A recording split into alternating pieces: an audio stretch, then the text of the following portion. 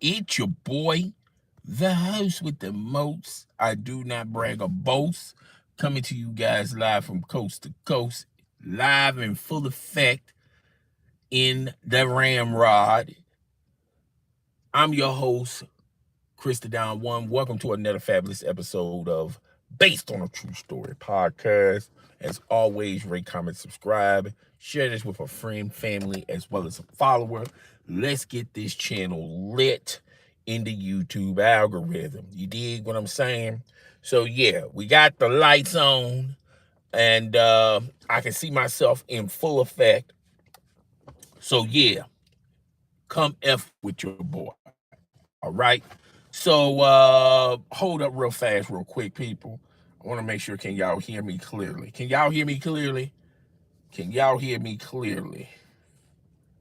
Let's see. All right.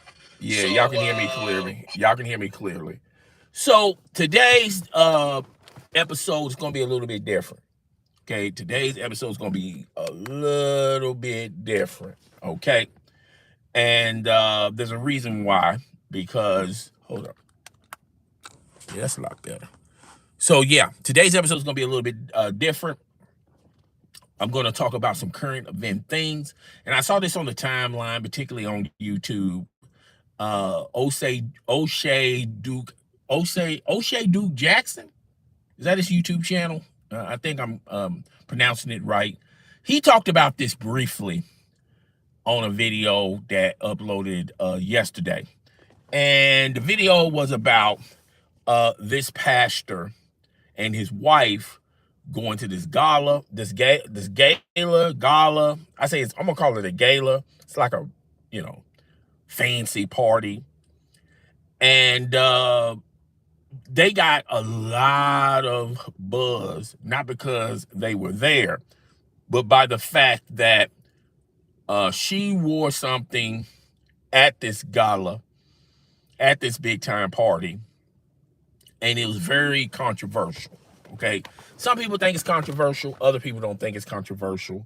So we're gonna dive into it. I'm gonna read the article coming straight off the news, off the wire.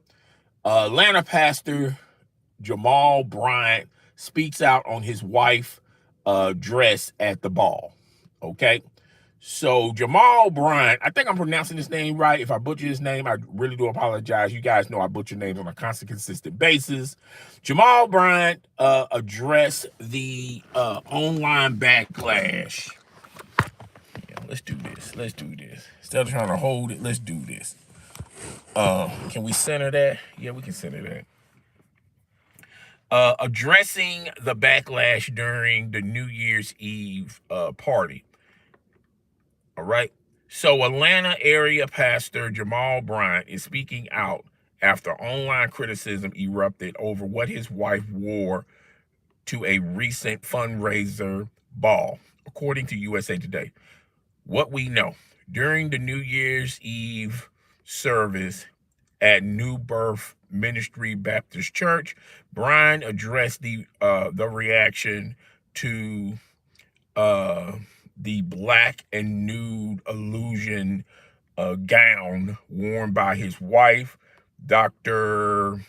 Carrie Turner Bryant. I think I'm pronouncing her name. I might be butchering it. Okay, if I butcher both these people's names, I do apologize. Okay, at the United Negro College Fund, the party on December the 20th. Much of the online discussion is focusing on whether the outfit was appropriate for the pastor's wife, while others came to her defense. Okay, what they are saying from the pulpit, Brian told his congregation that critics overlooked the bigger picture.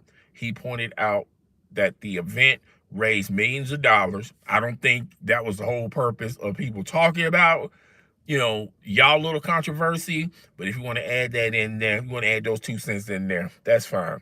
That it raised $1 million for black colleges and universities, including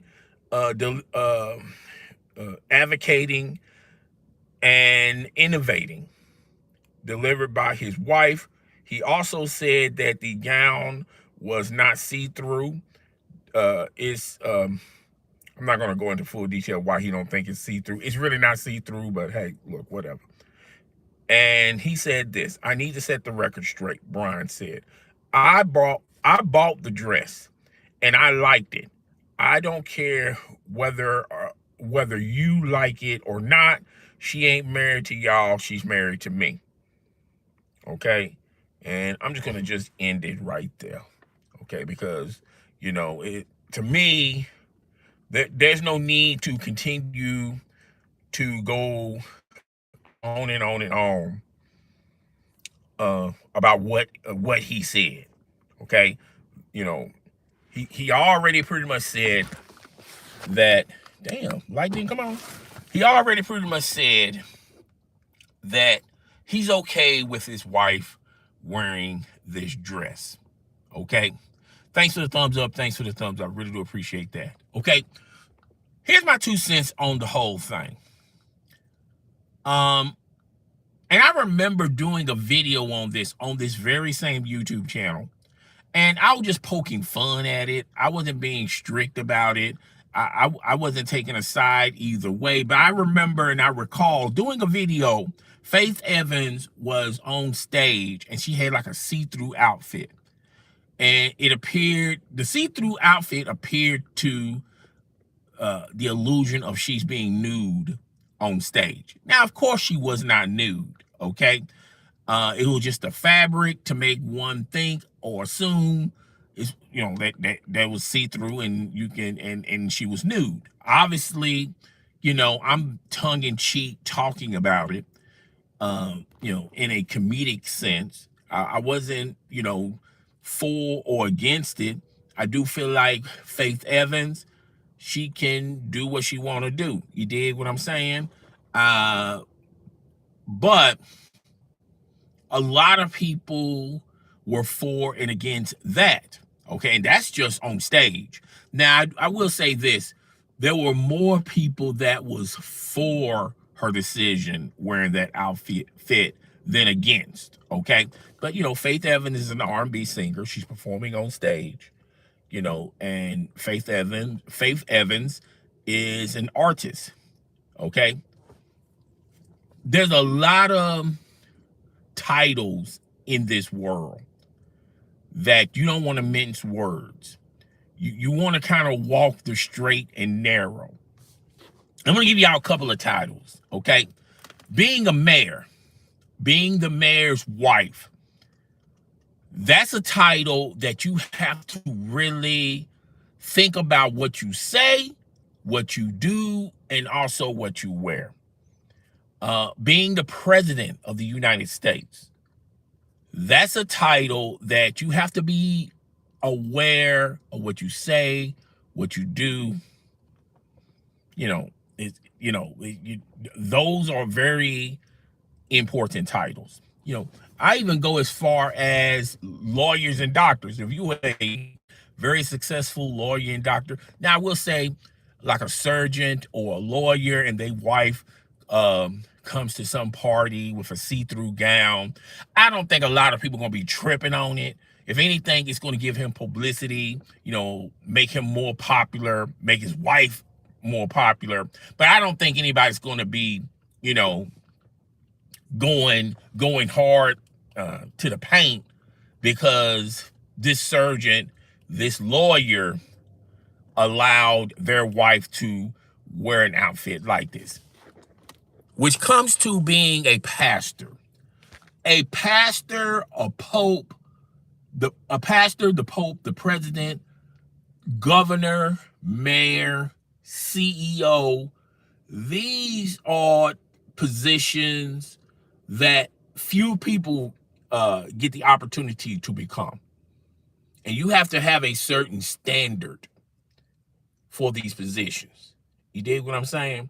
For example, if you are a preacher, I don't think it's wise or cool to, be cursing. They caught you on video cursing at your kids or cursing at your neighbors. It's just not a good look.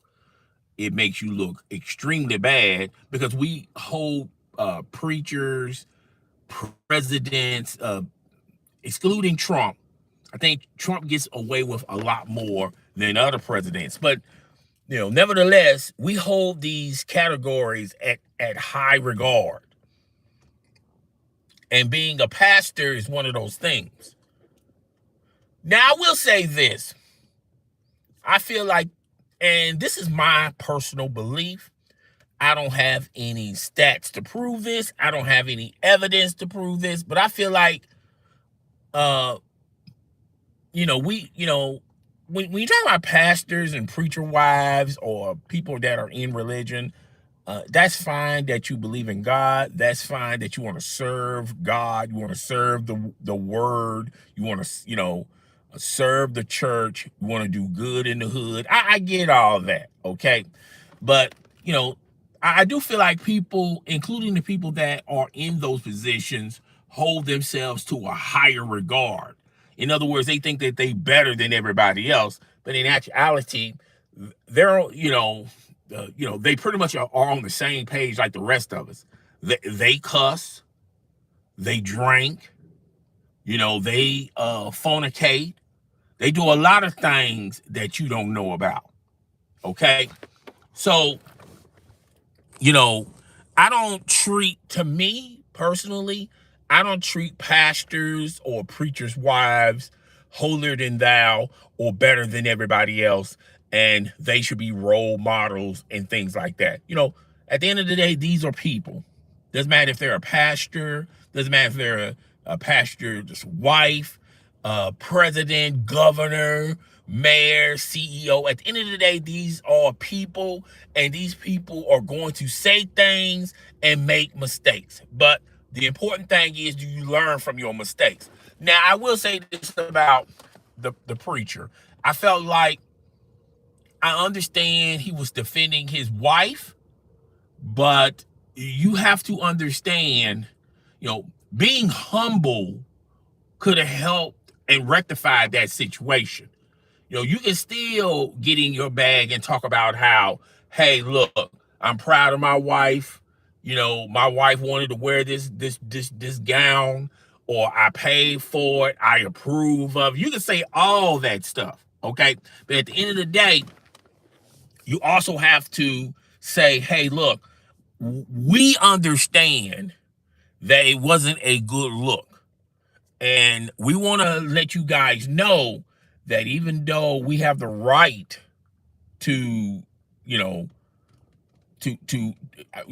we felt like we didn't do anything wrong wearing this gown. But at the end of the day, if it offends people, then we should fall on the sword and apologize. He was so, if you watch the video, he was so, gun-ho on defending his wife. And it's cool to defend your wife. I'm not saying he shouldn't defend his wife. What I am saying is, even if you mean it or if you don't mean it, sometimes you have to fall on a sword and just say, hey, look, even though I'm defending my wife and that dress, I had no issues of her wearing that dress. At the end of the day, if it offends people, then I apologize. And I felt like that would have probably been the right thing to do and the right thing to say to smooth this out. Now, at the end of the day, people are still going to pick sides. People are going to be for and against it. I feel like there's more people that are against the decision than for the decision. You understand what I'm saying? But I understand him defending his wife. I'm not saying he shouldn't defend his wife. What I am saying is, there's a right way and a wrong way. And sometimes being humbling yourself, falling on the sword, even though you feel deep inside that y'all didn't do anything wrong, still just throw that out there, even though, she's, I'm proud of my wife. I'm proud of the outfit. I'm not embarrassed by my wife, and, I encourage her to wear the outfit. At the end of the day, you got to be humble and fall on that sword and say, hey, look, if my wife's dress offended anybody, then we apologize, and then just keep it pushing, keep it moving on. Okay. Are people going to talk about it on social media? Yes, they're going to talk about it on social media. They're only going to talk about it as long as the next tragic thing, or the next thing that they're going to talk about. They're only going to talk about it long enough until something else that they want to talk about. You dig what I'm saying? But by you saying, hey, look, we didn't do anything wrong, you're defending your wife. And I'm not saying, you shouldn't defend your wife, but what I am saying is you can defend your wife and also apologize if people were offended by her outfit. And if you got a good woman, if you say your wife is good, she will understand that. She knows that, hey, you're doing this to smooth things over. You're doing this because we're humble. We're humble enough to, if it offends somebody of me wearing this dress, then cool. Okay. But it goes to the New York Yankee baseball player who found out that his girlfriend is an OnlyFans model. At first he was shocked. He was defending her, saying, "Oh, she's not no OnlyFans model." People, the internet, what you do on the internet, people are gonna find out. Come to find out, she had an OnlyFans account, and then he turns around and flips it and say, "Oh yeah, I knew that she was an OnlyFans model. She's giving me the money." I'm like, what? Huh? What? That don't make no sense. These are two classic stories that being humble will go a long way. Like even with that baseball player, and I think the girlfriend name is Jazz. They should have both, instead of being so strong and committed in their beliefs, they should have just said, "Hey, look, I understand my girlfriend, she did OnlyFans. I didn't know at the time, but now I do. But you know what? That was just something that she did. But I support her. But at the end of the day, if someone was offended by her being an OnlyFans model, she's no longer doing it. But if someone was offended by it, we apologize." A lot of people in this world, they don't realize an apology can go a long way. An apology can smooth shit out immediately. But a lot of people don't want to admit their faults. Even if you feel like you didn't do nothing wrong. People don't even want to just apologize, to just, you know what, I'm going to apologize so we can squash this and we can move on. People are so steadfast on wanting to be right, wanting to defend their narrative, wanting to defend their belief. Now I don't think with this pastor, I don't think he's going to lose people at the congregation. I don't think any of that ish. Okay. But, it's just one of those things that they're going to have to, it is what it is. So, yeah. I saw the video, and I saw the people in the comment section. Some people was for it. Some people were against it. But I do feel like this could have been easily squashed in a heartbeat. So, yeah. All right. I'm just gonna end it right there. I really this episode of Based on a True Story podcast. Feel free to hit the subscription button and notification bell. Share this with your friend, family, as well as your followers. Let's get this channel lit in the YouTube algorithm. And I'll see you guys on the next video. It's your boy. I'm almost out. I want to wait until the 20-minute mark. I got like a couple of seconds. Tell me, guys, what you think about what I said about the preacher. Oh man, my fault. Cater, hi, how you doing? How you doing, Cater? I don't know if you're still here, but I just want to say hi to you. I do apologize. I got your message mad late. I was so busy into my thought process and I just forgot about it. So yeah, if you're still in the building, what's up? I'll talk to you guys later. Deuces.